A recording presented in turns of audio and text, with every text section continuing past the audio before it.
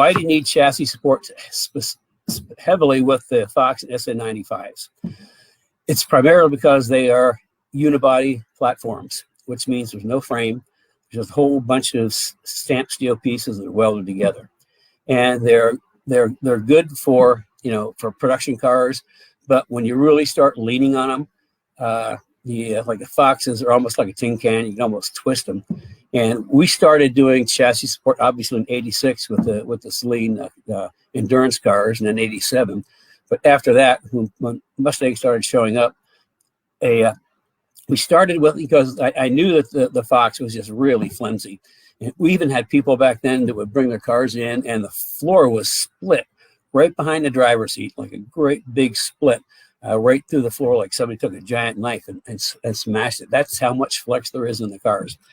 So we wanted to address that. And, you know, one of the first things that we did was something we carried over from the race cars. Because we were doing endurance racing, you got to jack the car up a whole bunch and change tires and brakes and all things like that, but every 40 minutes or so. So what we did is we put jacking rails along the pinch weld on the '86 cars, and the SCCA thought that was like that's a chassis device. It really wasn't, but I had to like hacksaw some little notches in it so it wouldn't be a continual piece. And go figure. In '87 they didn't bother us at all. But anyway, we carried that over to the aftermarket because, you know, especially when your car's lowered, it's such a pain to kind of crawl down, stick the jack under there, make sure you get the right spot, and all of a sudden you slip and you're jacking the floor up. I'm sure a few of you experienced that. So jacking rails was one of the first things we did. And so I can get this all folded over. And this was the jacking rail we've got. I can't go any further. This is for the Fox, the S197, and believe it or not, Gen 1 Mustangs. This fits all three of those cars. And it just stitch welds right underneath the pinch weld, so you can put the jack anywhere along here, and then when you have the car up in the air, put the jack stands under the end. So it's completely, the jack stands are completely out of the way. And somebody asked a question that, where you know to jack up the car? Well, I've got a real simple solution. You need to kind of experiment a little bit, get somewhere in the middle and kind of jack the car up in a couple of different spots until you jack it up. Both wheels come off at the same time. That's kind of like the middle point. We take just a little piece of tape or something just to right along the rocker panel, just to indicate where that jacking point is. And to make it even easier, once we find that jacking point, slide the jack under, and just jack it up enough to hit the jacking rail, then we'll look straight down from the rocker panel, put a piece of tape right across the jack. So, I mean, that's how we made really quick pit stops. We knew where to put the jack and where to put it and how far in, and makes it really easy. So that's one part of chassis support. Now, sort of like the main piece in Fox SN95 is our double cross subframe connectors. Now, we have a subframe connector that connects the front and back subframes. And what I've done is I put this cross piece in there, which actually bolts to the base of the driver's seat and passenger seat.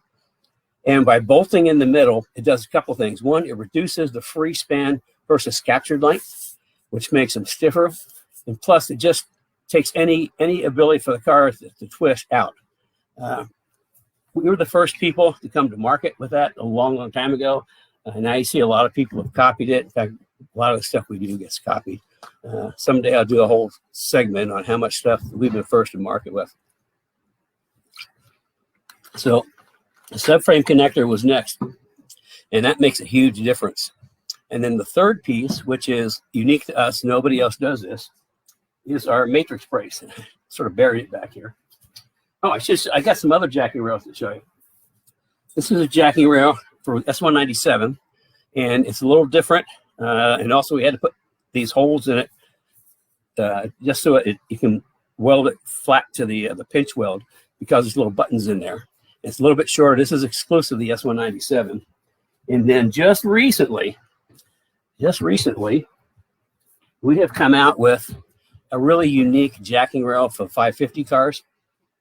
One of the problems that I had with the 550 cars is there's no real place to kind of really weld across for the pinch weld for a jacking rail, but there are two flat points in the bottom of the pan that actually have bolts already there, which makes it a natural for bolting on. The only problem is they are at a 5-degree angle to the ground, which means if you use like a traditional jacking rail like we have, it's going to be tilted 5 degrees, and it's not going to be flush across the bottom. And a lot of people, I've seen other jacking rails out there that people either twist them or just put them on that way, and I just, I didn't like that idea. So we actually went to work, and we have a fabricated jacking rail, not a tube, but a fabricated jacking rail. And crunch. That's kind of what it looks like. But what's really unique about it, let's see if I can swing it over here without hitting myself. Can you see that? It's not a triangle. It's got that 5-degree kick into it, so that it's really hard. So that when it's flush to the ground, we have 5-degree offset, so it bolts up onto the onto the car, which it took a little bit for us to work that out, but I'm pretty excited about it. I think it's pretty cool. It's like everything else, we're known for innovation, so this is kind of a big innovation in jacking rails for F550 cars. And here's just a short little segment that you can see. It doesn't even show very well. There we go. You can see the angle of it. So that's something we're kind of happy with. And where our left off is, so we got our subframe connectors. This is Fox SN95, because their chassis are really, really flimsy.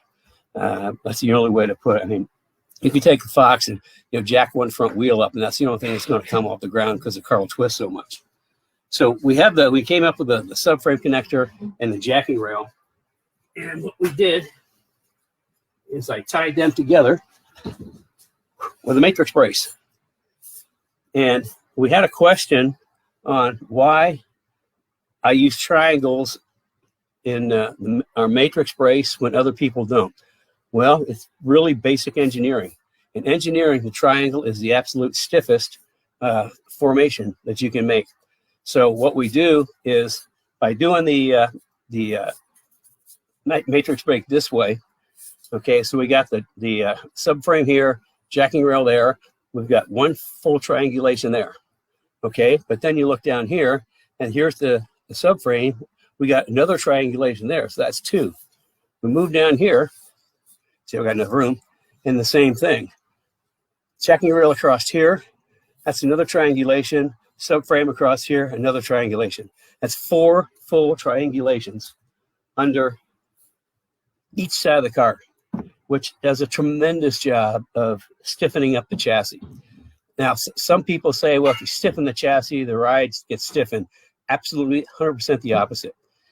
Putting the system in here, the matrix system, actually improves ride quality. It improves handling and improves ride quality. And we've had people that we've installed like a matrix system to that don't get half a mile away, and they call up and say, this is a different car. Because what we've done, we've taken that twist out. Now, the thing about the twist in the early platforms is it becomes a 5th suspension member that's uncontrolled. Now, you've got front suspension, rear suspension that's controlled by springs and shocks. So all of a sudden, you've got this 5th suspension member that is twisting with the car. And also, it takes power to twist. It takes energy to twist it. And that's energy and power that should be going into the ground. So by taking the twist out, first of all, ride quality is improved dramatically because all of a sudden the chassis is not moving. It also takes a lot of squeaks and rattles out, but it's just absolutely recommend that for anybody that's got a Fox SN95. Now, somebody also asked that on the S197s, why there's only 2 pieces instead of 3. Well, the answer is pretty simple. If you crawl underneath, you're going to see this great big frame that goes from front to back. So they actually Ford put subframe connectors, so to speak, right in the car for us. So all we have to do is put the jacking rail on and then connect the matrix to the frame that goes through there, and it's the same as any other car. Boom, we're done. So that's kind of like the whole thing behind chassis support. It's really, really important. car chassis support. Now we also had strut tower braces. We haven't brought them all back into production yet from before. We do have them for the 0304 Cobras. We've got more that are lined up to be produced over the next year. But the other thing that we do, because we convert most of our cars to coilovers in the back, just because it's so much easier to control ride height and spring rate. And we have a rear shock tower brace that we strongly recommend that goes with the coilover package, but you don't have to have coilovers to put the rear shock tower brace in. So that's kind of like the quick overview of chassis support.